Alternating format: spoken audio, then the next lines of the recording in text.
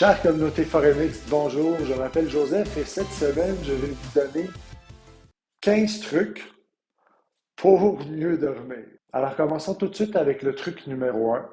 Eh bien, c'est tout simplement d'adopter une plage de sommeil, c'est-à-dire une plage à laquelle vous allez vous coucher et une plage à laquelle vous allez vous réveiller. Ok? Ça peut être une plage d'une demi-heure, plus ou moins. C'est vraiment la meilleure chose pour essayer de garder un contrôle ou un équilibre dans ce qui est le cycle du sommeil. Rappelez-vous qu'on a un rythme circadien, donc un rythme dans lequel, un moment dans la journée, notre température commence à chuter, notre mélatonine commence à augmenter. Alors, il y a comme un rythme naturel dans lequel on devrait dormir et pendant lequel on devrait être réveillé. Alors, en gardant cette plage de sommeil constante, vous allez maximiser les bénéfices de surfer la vague du rythme circadien. Maintenant, truc numéro 2. Eh bien, c'est simple, c'est de faire de l'exercice. Et pas n'importe quel exercice. C'est sûr que la marche après le souper le soir, ça aide à digérer, ça fait du bien. Mais vous avez besoin de plus que ça. Vous avez besoin d'un exercice d'intensité modérée à élevée et d'en faire au moins 30 minutes dans la journée. Ceci dit, 3 heures avant le coucher, ce n'est pas le temps d'aller faire l'exercice. Alors, disons que vous vous couchez à 10 heures, à partir de 7 heures le soir ou 19 heures, vous ne devriez plus aller au gym, vous ne devriez plus faire des activités intenses. Alors, là, ça pourrait être peut-être des étirements ou peut-être du yoga, mais encore là, vraiment du yoga facile. Maintenant, truc numéro 3, eh bien, on évite la caféine et la nicotine, idéalement après 13 heures, en tout cas pour la caféine. Euh, Comme vous le savez sûrement, les deux sont des neurostimulants, donc les deux ont un impact sur votre système nerveux, d'excitateur sur du système nerveux.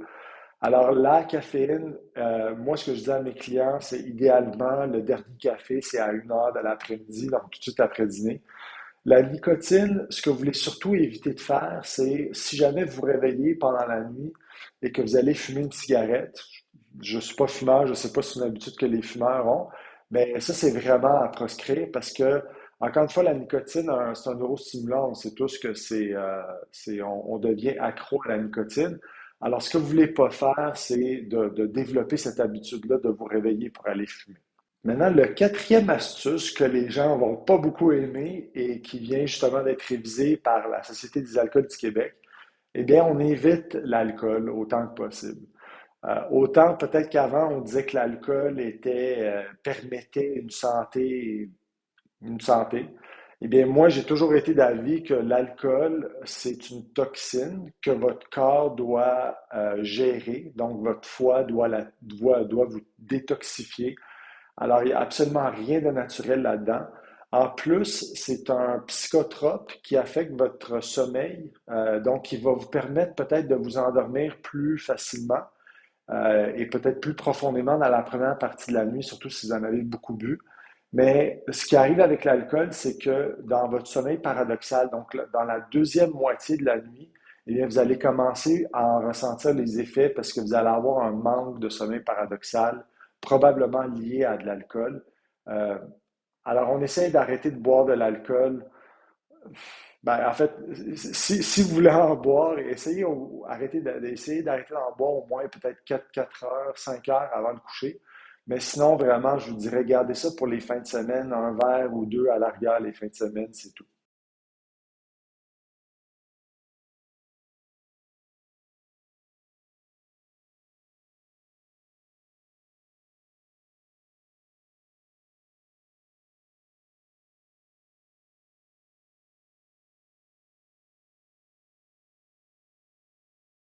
Maintenant, sixième truc qui pourrait être assez évident, mais bon, si vous prenez des médicaments ou si vous prenez des suppléments qui impactent le sommeil, eh bien, ne les prenez pas le soir. Je sais que ça paraît évident, mais il y a des choses, souvent, on ne le sait pas. Peut-être qu'on n'a pas regardé sur la bouteille en arrière, ou on n'a pas demandé à notre pharmacien ou à notre naturopathe, peu importe, mais il y a des médicaments, il y a des suppléments qui stimulent, alors autant que possible, on ne les prend pas le soir avant de se coucher. Maintenant, en septième position, Eh bien, les siestes, euh, elles peuvent être utiles pour les gens plus âgés qui ont une qualité de sommeil moins idéale, mais pour des gens encore qui travaillent, là, tu sais, des gens encore actifs de jour, idéalement, on fait plus de sieste après 3 heures de l'après-midi parce que, si vous vous rappelez d'une vidéo précédente, notre taux d'adénosine, ou c'est plutôt comme ça, le taux d'adénosine qui augmente pendant la journée, et qui fait que vous allez être fatigué à la fin de la journée, eh bien, si vous faites une sieste, il va rediminuer. Puis là, il va se remettre à remonter après la sieste, mais il ne sera peut-être pas assez élevé le moment venu de faire le dodo. Alors, les siestes après 3 heures, on essaie d'éviter. Encore, à moins que vous soyez une personne âgée qui a une qualité de sommeil qui n'est pas aussi idéale, à ce moment-là, ça pourrait être correct. Bon, maintenant, je viens de réaliser que ça fait un petit peu long comme vidéo. Alors, au lieu de vous en donner 15, je vous en donne 7 et je vais continuer avec les 8 autres dans la prochaine vidéo la semaine prochaine. Alors, merci et bonne semaine.